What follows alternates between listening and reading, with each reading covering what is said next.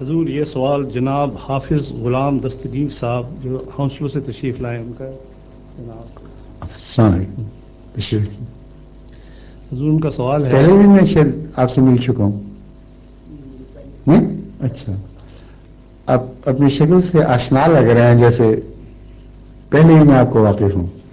شکریہ. تشریف رکھیں.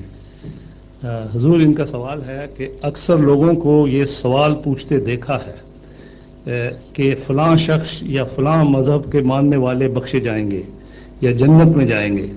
تعجب اس بات پر ہوتا ہے کہ کیا سوال کرنے والی شخصیت کو خود اپنے متعلق پر یقین ہے یا کوئی اجازت نامہ اس کے ہاتھ میں ہے کہ وہ ضرور بلا شک جنت میں جائے گا.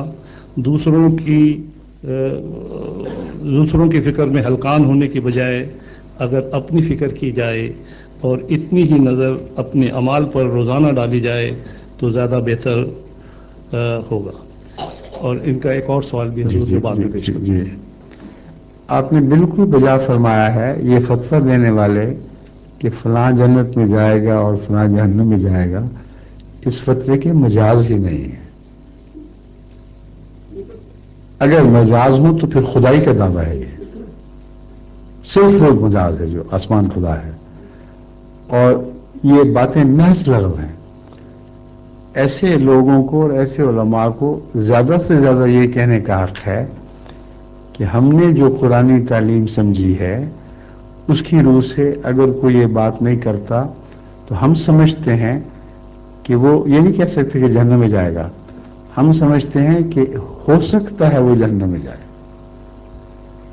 مگر مالک کا کام ہے. جس کو کہ نہیں جائے گا وہ کبھی نہیں جائے گا. جزاک اللہ. شکریہ. جی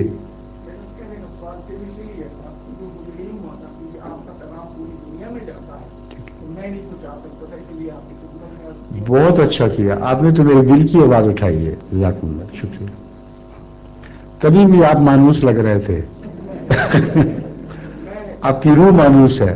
پہلے میرے محترم سے جنہوں نے مجھے دعوت دیا کہ علی صاحب نے یہ کہنا تھا کہ مجھے اپنے آپ کو پاکستان میں مسلمان کہتے ہوئے یہاں کہتے ہوئے شرم آتی ہے کہ میرا تعلق اس ملک سے ہے کہ جس میں مسلمانی نام کو ہے مسلمان نہیں. جزاک اللہ. شکریہ.